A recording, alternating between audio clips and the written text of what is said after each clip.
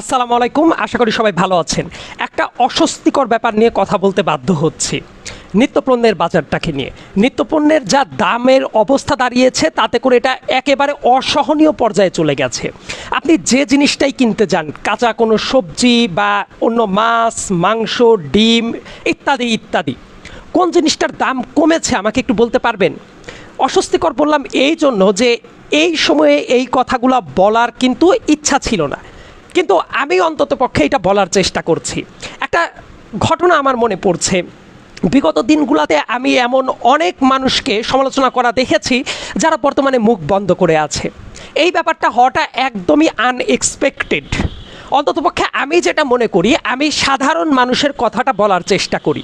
তো সাধারণ মানুষ যদি ভালো না থাকে তাহলে কেন আমরা মুখ বন্ধ করে থাকব? আমার কাছে মনে হয় যে যারা আমরা দেশের মানবাধিকার নিয়ে কথা বলি, যারা আমরা অ্যাকাউন্টেবিলিটি নিয়ে কথা বলার চেষ্টা করি, সাধারণ মানুষ যখনই খারাপ থাকবে সেটা নিয়ে তুলে ধরাটা আমাদের পবিত্র দায়িত্ব।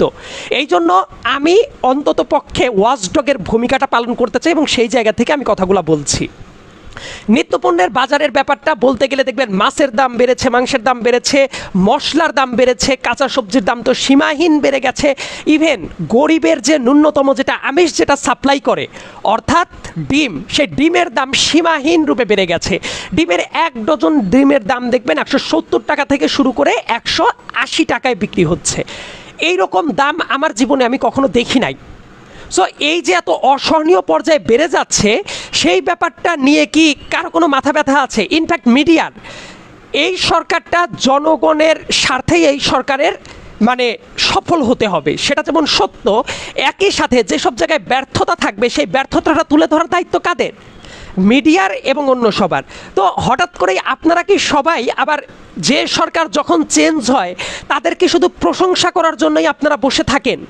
এই ব্যাপারটা মোটেই হওয়া উচিত না।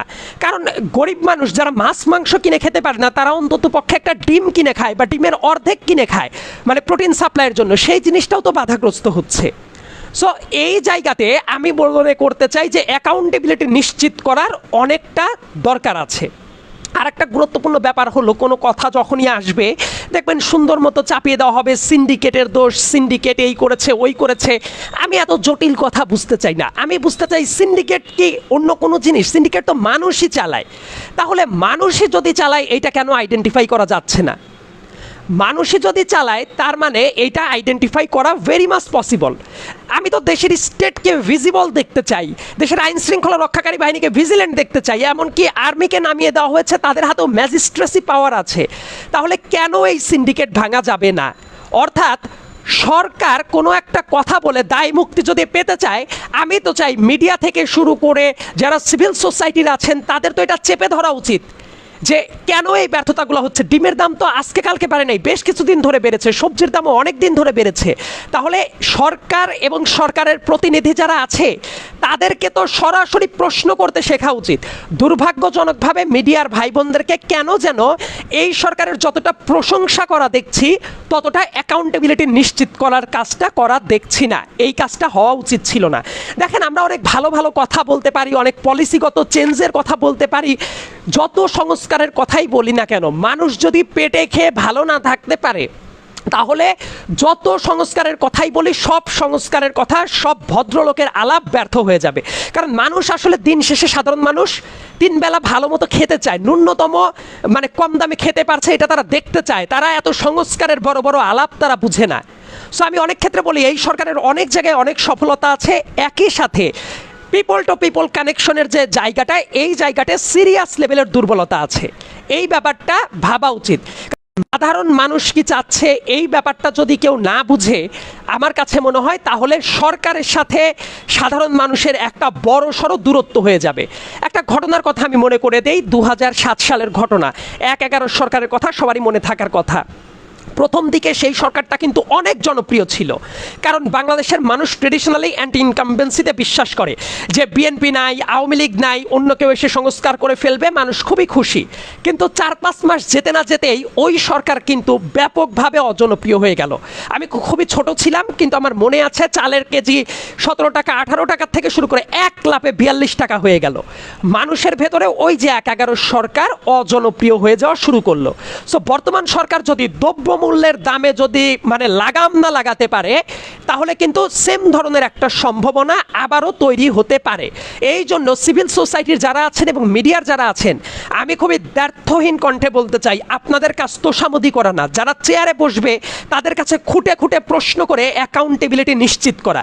সেই কাজটা ভুলে গিয়ে জাস্ট যে যখন সরকারে বসবে তাদের প্রশংসার ডালি খুলে বসবেন, এইটা হওয়া উচিত না।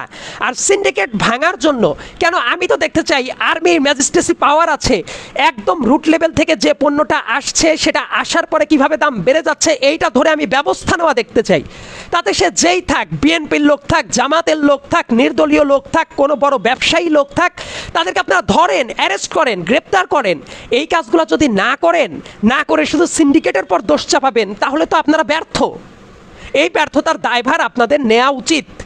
আর একটা গুরুত্বপূর্ণ ব্যাপার হলো, আমি একটা ছোট্ট উদাহরণ দিই, এই যে দাম বাড়ার যে কালচার, যেটা একটা সময় কারওয়ান বাজারে দেখবেন এক রাতে কোটি কোটি টাকা তুলে নিত কারা, সাবেক স্বরাষ্ট্রমন্ত্রী আসাদুজ্জামান খান কামাল।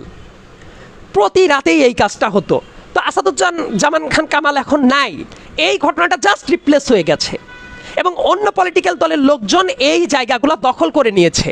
এবং আরেকটা গুরুত্বপূর্ণ ব্যাপার, বিএনপি যদিও এখন ক্ষমতায় নাই, বাট বিএনপি বলেন এবং আরও অনেক বড় বড় রাজনৈতিক প্রভাবশালী দল আছে, যেমন জামাতেরও কেউ, জামাত, বিএনপি, এরাই তো মূলত রাজনৈতিক অ্যাক্টিভিস্ট এখন, বা রাজনৈতিক পেরিফেরিটা এরাই দেখছে।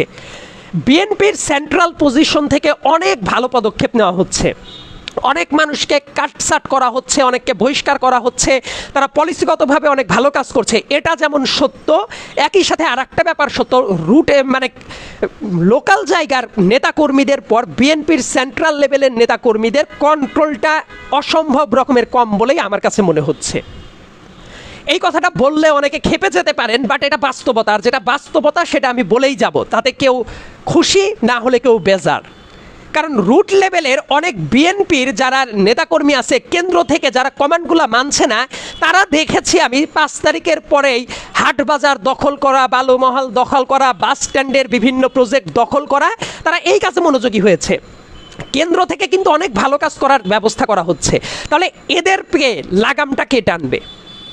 আমার কাছে মনে হয় দেখবেন প্রত্যেকটা বাজারে, বাংলাদেশের লোকাল যত মার্কেট আছে সব জায়গার বাজারে চাঁদাবাজি করা টাইপ কাজ বা তোলা টাইপ কাজ কারবার আওয়ামী লীগের জায়গাটা জাস্ট রিপ্লেসড হয়ে গেছে। এই জন্য পলিটিক্যাল যেসব দল আছে, এই দলেরও একেবারে কেন্দ্র থেকে ডিসিশন নেওয়া উচিত।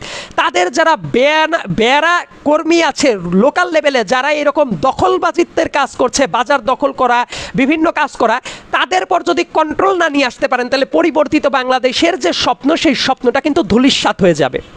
এবং এই সমালোচনাটাও জারি রাখাটা দরকার আছে। এবং এইটা কেউ যদি না বলে, তার মানে হইল তারা বাংলাদেশের ভালো চায় না, তারা সম্ভবত শুধুমাত্র দলীয় ভালোটাই চায়। আমি তো দেখতে চাই মানুষ স্বৈরাচার পতনের বেনিফিটটা পাচ্ছে, কিন্তু সেটা তো হচ্ছে না। এই কারণে রাজনৈতিক দল যারা আছে তাদের উচিত, তাদের রুট লেভেলের নেতাকর্মী যারা লোকাল বাজার দখল নিয়ে এই ধরনের কাজ করছে, তাদের পর কন্ট্রোল না। আর আমি চাই সরকারের অবধারিত দায়িত্ব হলো দ্রব্যমূল্যের দাম নাগালে নিয়ে আসা। এটার জন্য কোনো সিন্ডিকেটের দোহাই আমি শুনবো না। যে মানুষ এই কাজ করবে তাদেরকে ধরে গ্রেপ্তার করা দেখতে চাই। আমি তো দেখতে চাই যে তিমের দাম যারা বাড়িয়েছে তাদেরকে তো ধরে নিয়ে যে বিচার করা হচ্ছে, সেটা কি আমরা দেখতে পেরেছি? দেখতে পারি নাই। তার মানে এটা এই সরকারের দুর্বলতা। এই দুর্বলতার যদি না কেউ বলেন, তাইলে আমি মনে করব আপনারা জাস্ট নিজেদের চরিত্রটা অক্ষুণ্ণ রেখেছেন, জাস্ট নিজেদের সুবিধাজনক টাইমে এসে সেই ব্যাপারটা ব্যবহার করছেন। এইটা হওয়া উচিত না। আর এই সরকারের পিপল টু পিপল কমিউনিকেশনের সিরিয়াস লেভেলের ঘাটতি দেখা যাচ্ছে। আপনারা পদক্ষেপ নেন। শুধু সুশীলগিরির বয়ান শুনে আমরা অভ্যস্ত হতে চাই না, কারণ না হলে সাধারণ মানুষের নাভিশ্বাস উঠে যাচ্ছে। এই ব্যাপারটা তো অ্যাড্রেস করাটা অত্যন্ত জরুরি। এবং বাজার কিভাবে কন্ট্রোল করবেন, এইটা শক্ত হাতে দমন করলে কন্ট্রোল হয় না, এই ব্যাপারটা আমি অবিশ্বাস করি। এবং মানুষের সাথে যোগাযোগ বাড়ান। যে জায়গায় যখন ক্রাইসিস হচ্ছে আমি চাই যে ওই জায়গায় গিয়ে নেগোশিয়েট করেন, তাদের সাথে গিয়ে কথা বলেন। এই মানুষের সাথে কথা বলার কালচারটা গড়ে তুলতে হবে। শ্রমিক অসন্তোষ হচ্ছে, শ্রমিকদের সাথে গিয়ে কথা বলেন।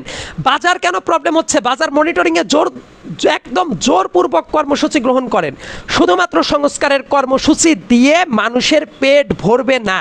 আর মানুষের পেট যদি না ভরে, এই ধরনের দুর্বিষহ অবস্থা যদি নিচে নেমে আসে, তাহলে কিন্তু এই সরকার ব্যর্থতায় পর্যবসিত হবে এবং সেটা বাংলাদেশের জন্যই ক্ষতি হবে। আমি একনিষ্ঠভাবে চাই যে এই সরকার সফল হোক, কারণ একটা ভালো বাংলাদেশের জন্য এই সরকারের সফল হওয়া অত্যন্ত জরুরি। এই সরকার ব্যর্থ হলে আবার নানা ধরনের প্রতিবন্ধকতা তৈরি হবে। সামনে একটা নির্বাচিত সরকার এসেও অনেক কাজ করতে পারবে না যদি সংস্কারের কাজ না হয়। এই জন্য এই সরকারের যদি সফল হতে হয়, জনগণের পালস বোঝা উচিত। একেবারে প্রায়োরিটি বেসিসে সবার আগে যেটা জরুরি, বাজার কন্ট্রোলে মনোযোগী হওয়া উচিত এবং সরকারের উচ্চ পর্যায় থেকে একেবারে পদ্ধতিতে এই পদক্ষেপটা নেওয়া উচিত। রাজনৈতিক দলের সাথে বসা উচিত, একই সাথে বাজার নিয়ন্ত্রণকারী সংস্থাদের সাথে বসা উচিত, আইন শৃঙ্খলা রক্ষাকারী বাহিনীকে একসাথে নিয়ে কাজ করা উচিত এবং স্ট্রিক্ট পদক্ষেপটা নেওয়া অত্যন্ত জরুরি। আর মিডিয়ার ভাই বোনেরা শুধুমাত্র প্রশংসা নিয়ে বসে থাকবেন না, এই জায়গাগুলোর অ্যাকাউন্টেবিলিটি নিশ্চিত করুন। কারণ দিন শেষে জনগণ ভালো থাকলো কিনা সেটাই হওয়া উচিত বাংলাদেশের সবচেয়ে বড় সত্য কথা। ধন্যবাদ সবাইকে। আসসালামু আলাইকুম।